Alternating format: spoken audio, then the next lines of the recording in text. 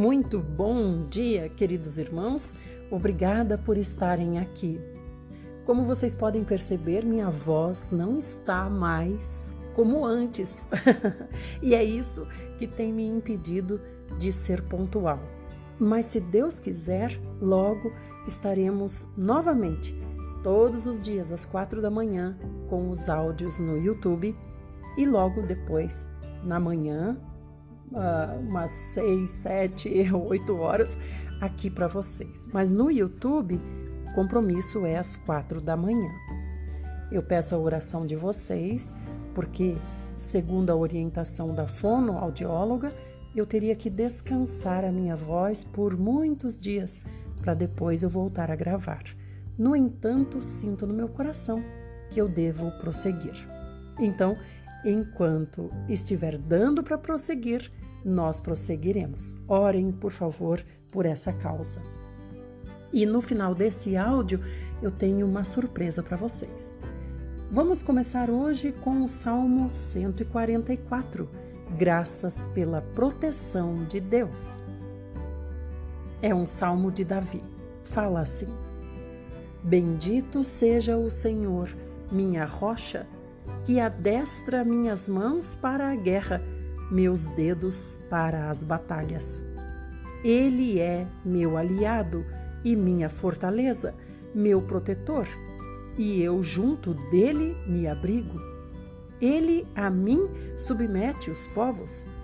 Senhor, o que é o homem para dele tomares conhecimento, ou o filho do homem para que por ele te interesses? O homem é semelhante a um sopro, seus dias como a sombra que passa. Senhor, inclina os céus e desce, toca os montes para que fumeguem, fulmina os raios e dispersa os inimigos, arremessa tuas flechas e faze-os debandar. Estende daí do alto tua mão, salva-me e livra-me das grandes águas, da mão desses estrangeiros, cuja boca fala mentiras, e que com a mão direita estendida juram falsamente. Ó Deus, eu te cantarei um cântico novo, tocarei teus louvores na harpa de 10 cordas. És tu que dás a vitória aos reis, que da cruel espada salvas Davi, o teu servo. Salva-me e livra-me da mão dos estrangeiros, cuja boca fala mentiras e que com a mão direita estendida juram falsamente. Quanto aos nossos filhos, serão como plantas, já desenvolvidos na adolescência. Nossas filhas, como colunas bem esculpidas, como obras de arte que ornam um palácio. Nossos celeiros estarão repletos, fornecendo provisões e mais provisões.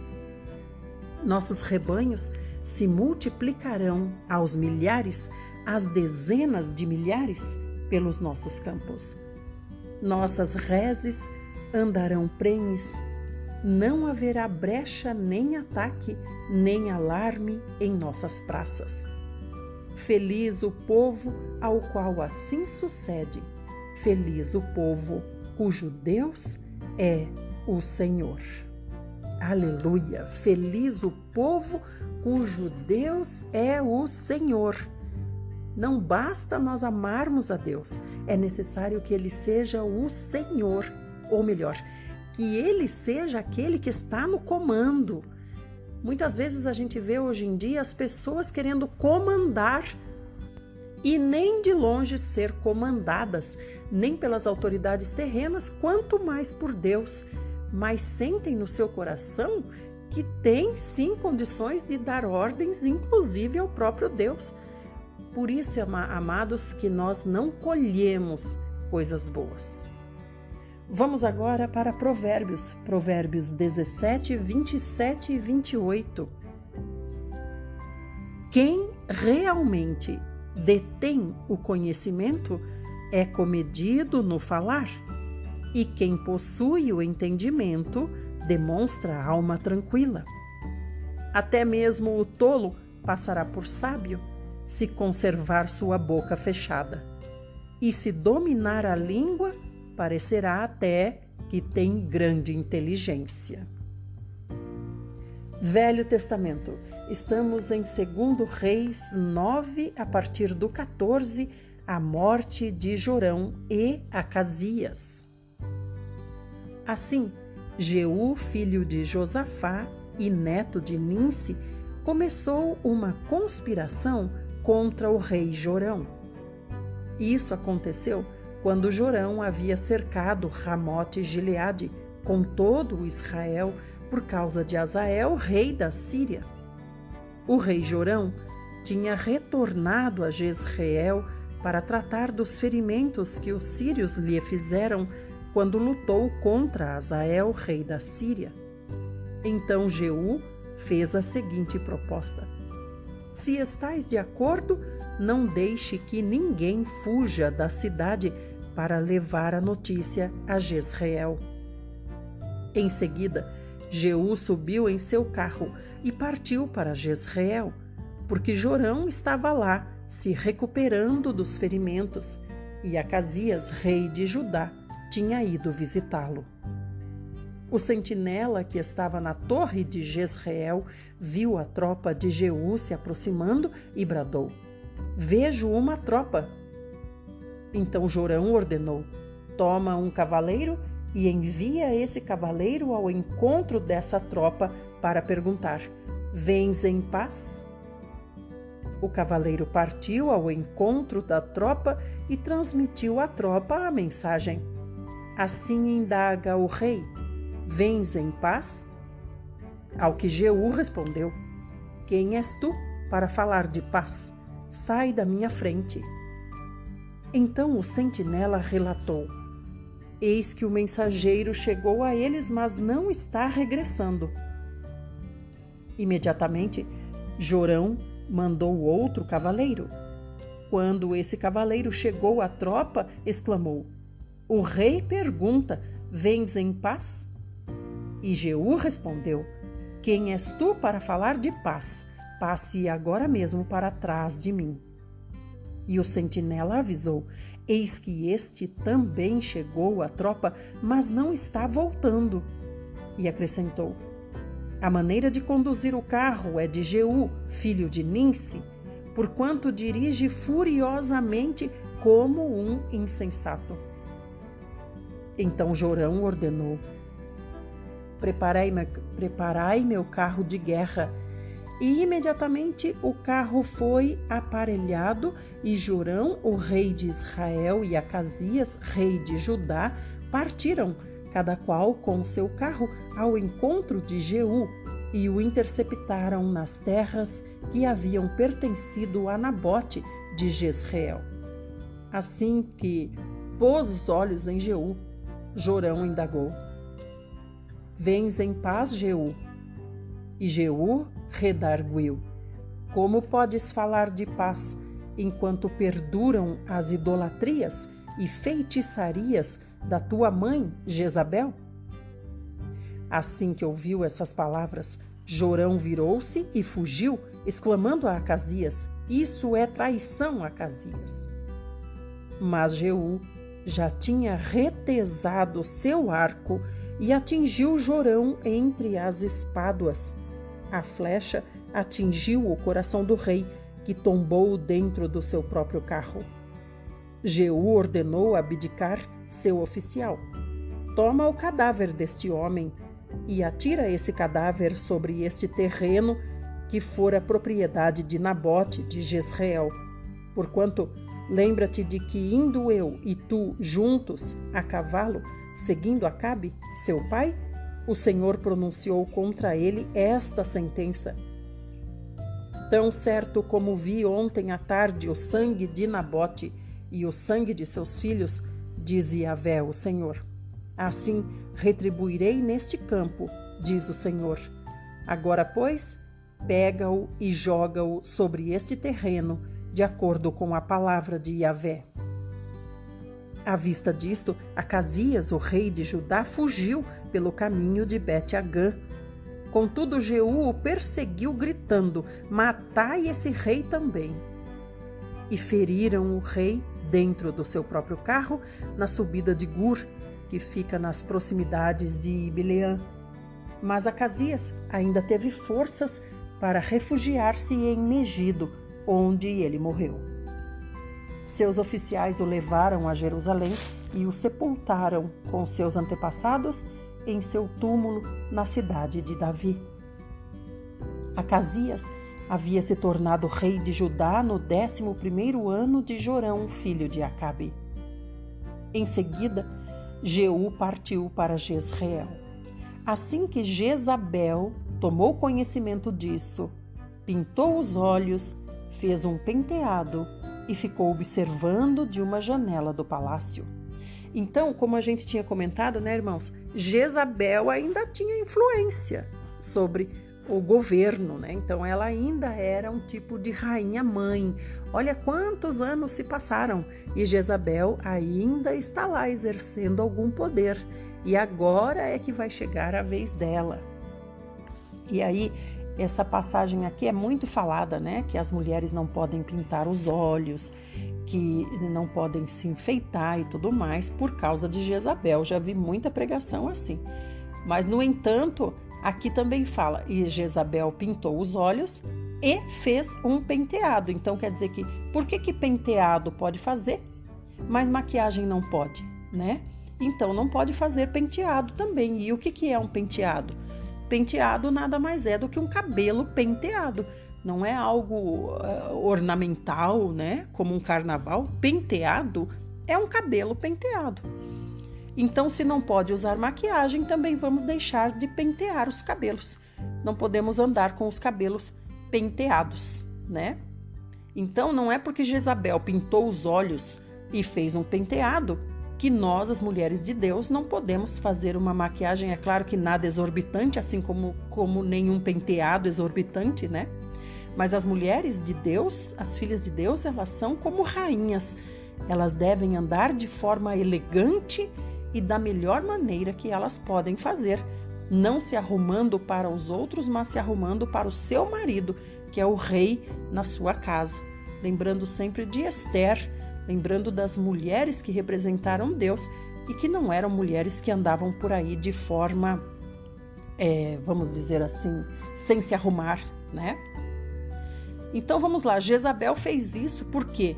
Porque ela quis dizer: isso não me abate, isso não me abala, isso não me assusta, eu não tenho medo. Para mim é uma diversão, para mim é algo comum, é algo do dia a dia ter esse homem vindo contra mim, Jeú. Então ela já estava sabendo aqui que Jeú tinha matado o filho dela e tinha jogado o filho dela lá no terreno de Nabote, cumprindo o que Deus tinha falado. Então ela queria, com essa atitude, dizer: isso não me abala, isso para mim não é nada. Ao contrário das pessoas de Deus, né, que quando Deus vem contra elas, elas aí sim se veste de pano de saco, se arrepende, se lança por terra, como nos ensinou nosso pai Davi, quando ele errou. Mas ela quis mostrar o contrário. Ela quis mostrar: não, isso não me abala. Pode vir quem quiser, né? Então é isso que ela quis dizer.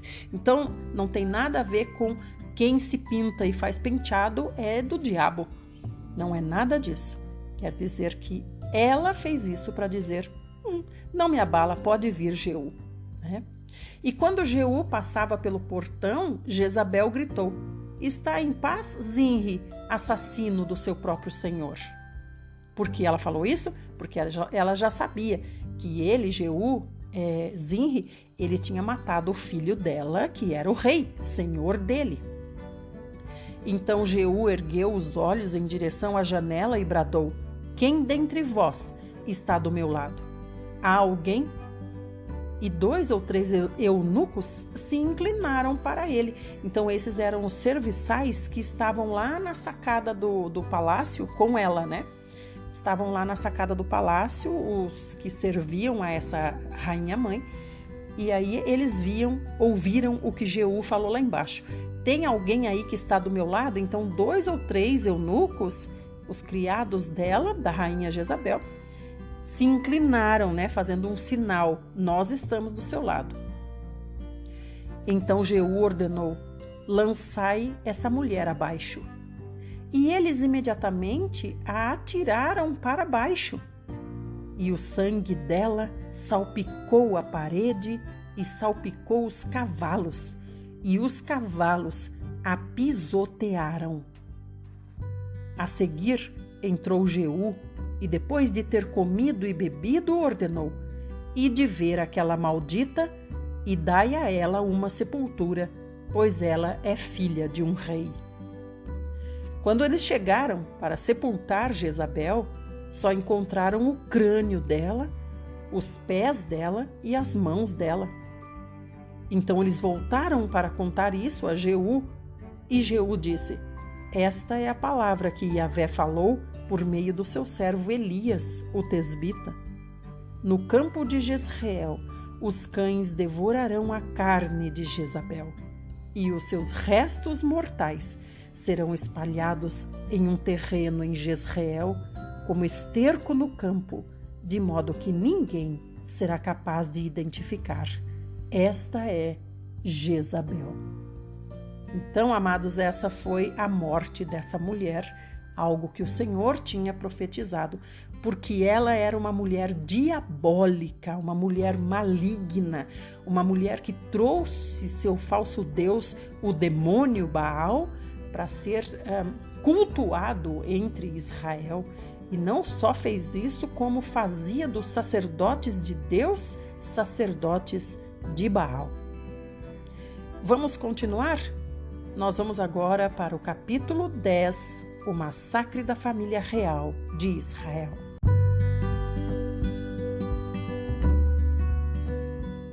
Segundo Reis, capítulo 10, massacre da família real de Israel. Acabe tinha 70 descendentes morando em Samaria. Jeú escreveu uma carta e a mandou aos chefes de Jezreel, às autoridades e aos tutores dos descendentes de Acabe. E a carta dizia assim: vós que tendes sob vossa tutoria os descendentes do vosso rei, e que possuís carros de guerra e cavalos, uma cidade fortificada e armas, assim que receberdes esta carta, escolhei o melhor e mais capaz dos descendentes do seu pai e defendei a dinastia de vosso rei. Eles, no entanto, sentiram grande medo e comentaram: se 2 reis não puderam resistir, como poderemos nós? E o prefeito do palácio, o governador da cidade, as autoridades e os tutores enviaram esta mensagem a Jeú: somos teus servos, faremos tudo o que ordenares. Não escolheremos rei algum, faze o que te agradar. Jeú escreveu para eles depois uma segunda carta, que dizia assim: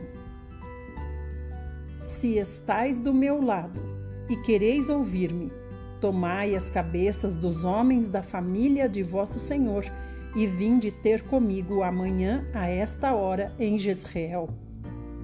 Ora, os 70 descendentes de Acabe estavam sendo criados pelas autoridades da cidade. Logo que a carta chegou às mãos deles, pegaram os filhos do rei Acabe, degolaram todos os 70 e, pondo suas cabeças em cestos, enviaram as cabeças para Jezreel. Veio um mensageiro e deu a notícia a Jeú: trouxeram as cabeças dos filhos do rei.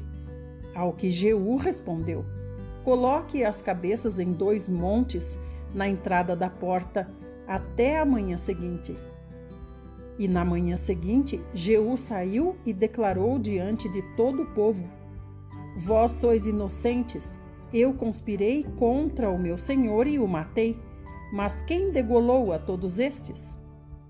Sabei, portanto, agora que nada deixará de se cumprir da palavra do Senhor, proferida contra a família de Acabe, porque o Senhor tem cumprido o que pronunciou por meio de seu servo Elias. Em seguida, Jeú exterminou todos os que restavam da família de Acabe em Jezreel, como também todos os seus aliados, nobres e sacerdotes, sem permitir que ninguém escapasse. Mais tarde, Jeú partiu para Samaria e no caminho, em Bet-Equede dos pastores, encontrou alguns parentes de Acasias, rei de Judá, e perguntou: "Quem são vocês?" Eles responderam: "Nós somos parentes de Acasias e estamos indo visitar as famílias do rei e a rainha mãe." Então, imediatamente, Jeú ordenou os seus soldados: "Prendei-os vivos."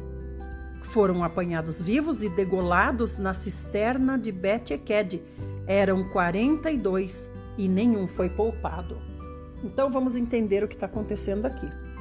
Jeú já tinha matado o rei, depois ele foi e matou o filho do rei, aí ele foi e matou Jezabel, que era a rainha mãe, rainha avó já, né, nessa altura do campeonato. Depois, agora ele continua, tinha 70 descendentes do rei Acabe ainda. Então ele ordenou que quem estivesse do lado dele matasse esses 70 descendentes. Foram mortos todos, levados as cabeças lá para provar para ele que foram mortos.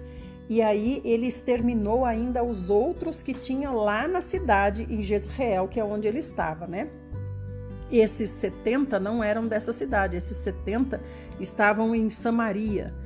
Então, agora com esse massacre desses 42, por que eles morreram? Porque quando Jeú os encontrou no caminho, perguntou: "Quem são vocês e para onde vocês estão indo?" "Nós somos do rei Acasias, rei de Judá, e estamos indo visitar o nosso rei lá em Samaria, né?" Então eles disseram: "Nós vamos visitar o nosso rei e a rainha mãe." Quem são? A rainha mãe, provavelmente, é Jezabel, e o rei, filho dela, que Jeú tinha acabado de matar. Então, como era gente que apoiava o rei e a rainha, ele exterminou também essas pessoas. Saindo dali, encontrou Jonadab, filho de Recabe, que vinha ao seu encontro. Ele o saudou e perguntou: "Teu coração é leal para comigo, da mesma maneira que meu coração é para contigo?" E Jonadab respondeu: "Sim." Ao que Jeú retrucou: "Pois então, dá-me tua mão." Jonadab estendeu a mão a Jeú e Jeú fez ele subir ao seu lado no carro que conduzia. Então ele disse: "Vem comigo e observa o meu zelo por Iavé, o Senhor." E o levou no carro dele. E entrando em Samaria, mandou matar todos os sobreviventes da família de Acabe em Samaria. Ele aniquilou a todos, exatamente como previu a palavra que o Senhor havia transmitido a Elias. Jeú reuniu todo o povo e declarou: "Acabe cultuou pouco a Baal, mas Jeú o cultuará muito mais. Por isso, trazei à minha presença todos os profetas de Baal, os seus servos e os seus sacerdotes. Não deixai ninguém para trás, porquanto tenho grande e importante sacrifício a fazer ao Deus Baal neste dia. Aquele que faltar será sumariamente morto." Contudo, Jeú estava sendo irônico e agindo de forma dissimulada, com o objetivo de exterminar todos os adoradores de Baal. E Jeú ainda acrescentou: "Convocai também uma assembleia solene para Baal." E eles convocaram. Jeú enviou mensageiros por todo o Israel, e vieram todos os seguidores e adoradores de Baal. Ninguém deixou de comparecer. E entraram no templo de Baal, que ficou lotado. Então Jeú ordenou ao responsável pelas vestes: "Traz os mantos para todos os ministros de Baal." E ele prontamente trouxe. Em seguida, Jeú entrou no templo acompanhado de Jonadab, filho de Recabe, e declarou aos ministros de Baal: Olhai em volta e observai que não há nenhum servo de Yahvé aqui no meio de vocês, mas somente ministros de Baal. E eles se aproximaram para oferecer os holocaustos, os sacrifícios queimados. Entretanto, Jeú havia posto 80 homens do lado de fora com a seguinte ordem expressa: quem de vós deixar escapar da morte um só destes homens que eu vos entregar nas mãos, pagará com a própria vida. E assim que os ministros de Baal acabaram de oferecer o holocausto, Jeú ordenou aos seus guardas e aos oficiais: entrem e matem a todos, que ninguém seja poupado. Então eles os liquidaram ao fio da espada, jogaram os cadáveres para fora e depois entraram no santuário interno do templo de Baal. Arrastaram a coluna sagrada para fora do templo de Baal e a queimaram. Assim, destruíram a coluna sagrada de Baal e demoliram o templo de Baal. E até o dia de hoje, esse local tem sido usado como sanitário público. Foi assim que Jeú exterminou de Israel o culto a Baal. Contudo, Jeú não abandonou os pecados de Jeroboão, filho de Nebate, com que levou Israel a pecar, a saber, dos bezerros de ouro que estavam em Betel e em Dan. Irmãos, esses bezerros de ouro são aqueles bezerros colocados lá no início pelo primeiro rei Jorão, lembram? Ainda estão lá. Então, esse foi o primeiro rei, né, que o Senhor levantou fora da dinastia de Davi. Foi o primeiro rei de Israel. E, enquanto o Senhor colocou um filho de Davi para governar, filho de Salomão, na verdade, para governar sobre Judá e Benjamim, ele colocou esse outro para cuidar das outras 10 tribos. Mas ele fez esses bezerros de ouro aqui, um em Betel e outro em Dan. Por quê? Para que o povo não fosse até Jerusalém para sacrificar lá no templo de Salomão. E esses bezerros estão ainda ali.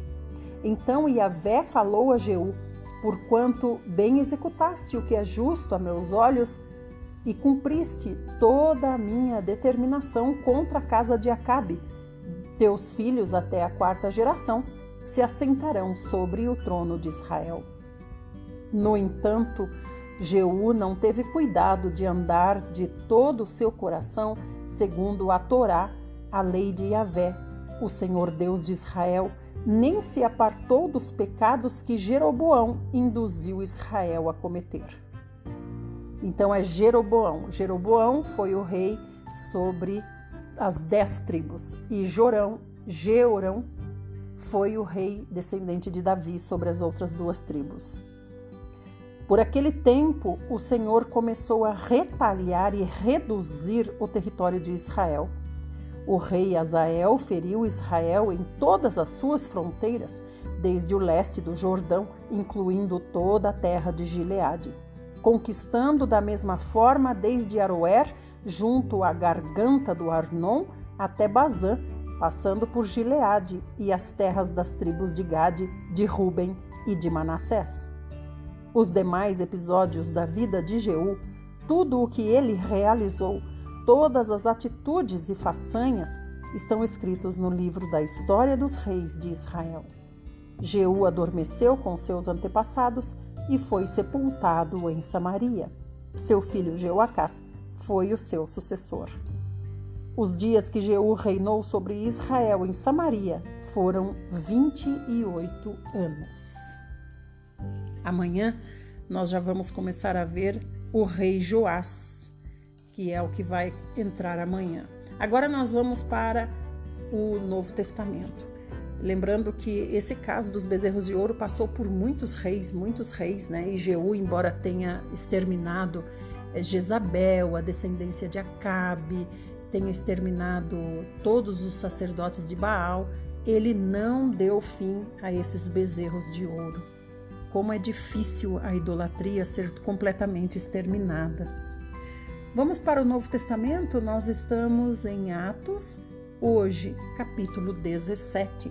Paulo anuncia Jesus, o Messias. E tendo passado por Anfípolis e Apolônia, chegaram a Tessalônica, onde havia uma sinagoga judaica. Como fazia habitualmente, Paulo foi à sinagoga e por 3 sábados argumentou com aquele grupo de pessoas com base nas Escrituras. Irmãos, aqui a gente ouve alguns irmãos dizendo: Paulo ia na sinagoga aos sábados, tá vendo? Mas esse hábito que ele tinha aqui não era agora depois de convertido, não era de ir à sinagoga participar dos cultos ou dos rituais, das reuniões dos judeus, mas esse novo hábito que ele tem é de ir pregar o Senhor Jesus lá nas sinagogas, explicando e comprovando que se fez necessário que o Cristo padecesse e ressuscitasse dentre os mortos. E Paulo proclamava: este Jesus que vos anuncio é o Messias. Assim, alguns dos judeus foram convencidos e se uniram a Paulo e Silas, bem como uma multidão de gregos obedientes a Deus e diversas senhoras da alta sociedade local. Porém, os líderes judeus sentiram forte inveja e reuniram alguns homens perversos dentre os desocupados e, agitando a população, iniciaram um tumulto na cidade. Invadiram a casa de Jason em busca de Paulo e Silas, com o objetivo de arrastá-los para o centro do ajuntamento da multidão. Todavia, não os encontrando, agarraram Jason e alguns outros irmãos e os entregaram aos governantes da cidade, exclamando: estes que têm causado alvoroço em todo o mundo agora chegaram também aqui. E Jason os hospedou em sua casa. Todos eles estão agindo contra os decretos de César, proclamando que existe um outro rei chamado Jesus. Ao ouvir tal denúncia, toda a multidão e os governantes da cidade ficaram apreensivos. Apesar disso, libertaram Jason e os demais irmãos após o pagamento da fiança estipulada.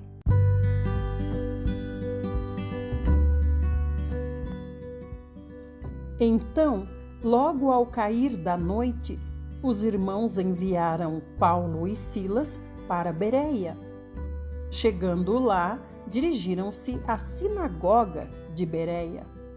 Os bereanos eram mais nobres do que os tessalonicenses, porque os bereanos receberam a mensagem com vívido interesse, e os bereanos dedicaram-se ao estudo diário das Escrituras, com o propósito de avaliar se tudo correspondia à verdade. Dessa forma, muitos dentre os judeus creram, bem como um grande número de mulheres gregas da alta sociedade e não poucos homens gregos. No entanto, quando os líderes judeus de Tessalônica tomaram conhecimento que Paulo estava ensinando a palavra de Deus em Bereia, rumaram imediatamente para lá, agitando e instigando a população. Rapidamente os irmãos enviaram Paulo para o litoral, mas Silas e Timóteo permaneceram lá em Bereia. Os irmãos que acompanhavam Paulo o conduziram até Atenas, partindo depois com orientações para que Silas e Timóteo se reunissem com ele, assim que fosse possível.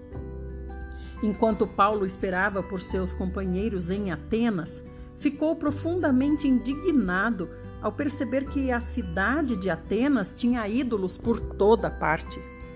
E sobre esse tema, Paulo dissertava na sinagoga entre os judeus e os gentios obedientes a Deus, bem como na praça principal também, diariamente, a todos aqueles que ali estivessem na praça. Então, alguns filósofos epicureus e estoicos começaram a argumentar com Paulo. Alguns perguntavam: o que deseja comunicar a nós esse tagarela?